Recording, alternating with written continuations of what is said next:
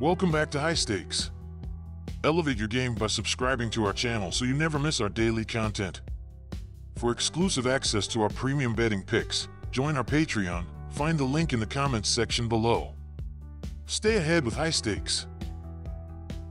Miami Marlins versus Washington Nationals. Each starting pitcher has made 2 starts in the month of September, but there is a significant difference as Adam Oller is 0-2 with an 8.71 ERA and a 1.94 WHIP in 10.1 innings, while Mackenzie Gore is 0-1 with a 2.79 ERA and a .189 batting average against in 9.2 innings in that span. The ability to hit with runners on base showcases a major gap between these teams, as the Marlins are 28th in baseball with a .671 team OPS with runners on base, while the Nationals are 13th with a .759 team OPS in those situations. Go with the Washington Nationals to win this game here. These offenses lately have not been scoring runs too well, as the Marlins are scoring 4 runs in their last 6 games, while the Nationals are scoring 3 runs in their previous 5 games. These bullpens over the course of the year are doing just enough, as Miami is 19th in the sport with a 4.07 reliever ERA, while Washington is 22nd with a 4.18 bullpen ERA right now. All in all, go with under 8.5 runs in this game. New York Mets versus Philadelphia Phillies. The Mets this season have played indicative of where they are in the standings. On the season, the Mets ranked 12th overall in batting average at .247 and are 14th in ERA at 3.98. In their last 10 games, however, we have seen a decline, to the Mets now having a batting average of .219. Thankfully for them, their pitching has gotten nothing but better, with their ERA in the last 10 games being 3.03. The Mets are going to need to battle in these last 2 weeks of the regular season if they want to maintain their wild card position. This may be hard from an offensive perspective, as they are without shortstop Francisco Lindor. Lindor has been listed as day-to-day due to a back injury and did not play in yesterday's loss against the Phillies. Lindor stated he's feeling much better and hopes that the day off puts him in a position to play the rest of the way. This was the first game of the season Lindor did not participate in and was missed, as he leads the team in both hits and RBIs. The Philadelphia Phillies have a 1-4 record going into a Game 3 at home of a 3-game series in which the Phillies lost Game 1 and won Game 2. Meanwhile, the New York Mets have a record of 5-1 going into Game 3 of a 3-game road series in which they won Game 1 and lose Game 2. The Mets also have won 3 of their last 4 games played in Philadelphia. The Mets have more to play for in this game, as they wish to stay in the playoffs, and with the potential return of Francisco Lindor to the lineup, I have no doubt they should pick up a win as the underdog. I am taking the New York Mets on the money line. The New York Mets have an over-under record of 6-3-1 in their last 10 games. The Philadelphia Phillies have an over-under record of 6-2 in their last 8 games. The Mets have an over-under record of 4-1-1 in their last 6 games versus the Phillies, and an over-under record of 7-1-2 in their last 10 games played in Philadelphia. If Francisco Lindor returns into the lineup for the Mets, I expect him to come back rested and lighting up the scoreboard.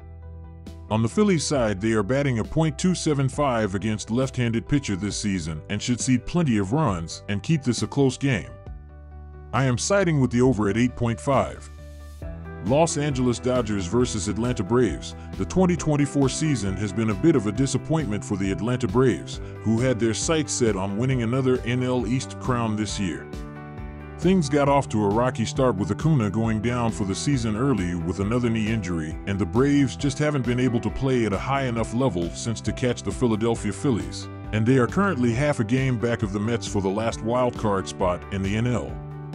The Braves lineup has not been that great this season, averaging just 4.3 runs per game and ranking in the bottom half of baseball. While they've gotten solid contributions from others like Matt Olson and Austin Riley, the only bat in the Braves lineup who has been able to do consistent damage is their DH Marcell Ozuna, who has had an amazing season, swatting 37 homers with a .937 OPS so far.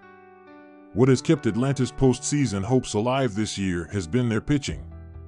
I am taking the LA Dodgers to win Sunday night over the Atlanta Braves at -110 odds. The Dodgers lineup has unmatched firepower, with multiple superstars at the top of the lineup and great depth down to the 9th spot in the order. Guys like Shohei Ohtani and Mookie Betts have proven they are capable of winning games by themselves, but rarely need to with all the backup they have in the lineup. The Braves' bats have been cold this season, with really only a single player you would describe as having a good season in Marcell Ozuna. While the Braves certainly have the starting pitching edge in this one, Charlie Morton is not the Braves' best option, and while Walker Buehler has struggled this year, the Dodgers' bullpen has been phenomenal and should limit the damage enough for the Dodgers' bats to win this one. I am taking the over 8.5 runs in this one between Los Angeles and Atlanta. The Dodgers lineup is loaded. With sluggers up and down the lineup, the Dodgers are fully capable of scoring over 8.5 by themselves in any given game. Now with Max Muncy finally back healthy and on fire of late and the emergence of Tommy Edman as an offensive threat, the Dodgers will score no matter who is on the mound, and especially so against a league-average starter like Charlie Morton. While Atlanta has not been very good on the offensive side of the ball this year, they likely only need to score a few runs for the over to hit, which they should be able to do with Walker Buehler on the mound, who has treated opposing lineups this season with his 5.95 ERA. Boston Red Sox versus New York Yankees. The Boston Red Sox are playing decent as of late, but are third in the AL East as they are 11.0 games back in the division and 4.0 games behind in the AL wildcard race heading into this game. Their offense has been doing great as they are tied with the Baltimore Orioles for 5th in the sport with a .751 team OPS and scoring 4.75 runs per game. The team has been doing an outstanding job in terms of stealing bases as they are tied with the Chicago Cubs for 7th in the sport with 131 stolen bases on 171 attempts thus far. Third baseman Rafael Devers has been doing well at the plate as he has recorded a .278/.360/.531/line with 28 home runs, 83 RBIs, 86 runs scored, and 3 steals without being caught. The team has been a good team but needs to end the season strong to make the playoffs. These starting pitchers have been on different levels in their last 7 games on the mound as Cutter Crawford is 1-6 with a 5.17 ERA and a 1.04 WHIP in 38.1 innings, while Carlos Rodon is 3-2 with a 3.55 ERA and a 1.18 WHIP in 38.0 innings during that span. These teams have been on different levels scoring runs in the last 14 games as the Red Sox are scoring 3.71 runs per game while the Yankees are averaging 4.14 runs per game. Go with the New York Yankees to win in this game as the better bet here. These bullpens have to show some improvement as throughout the season, the Red Sox are 26th in the majors with a 4.58 bullpen ERA while the Yankees are 9th with a 3.72 reliever ERA so far. Both teams have shown the ability to hit with runners in scoring position throughout the season as Boston is 13th in the big leagues with a .760 team OPS in those situations while New York is 6th with a .796 team OPS with runners in scoring position thus far. All in all, go with over 8.5 runs in this game.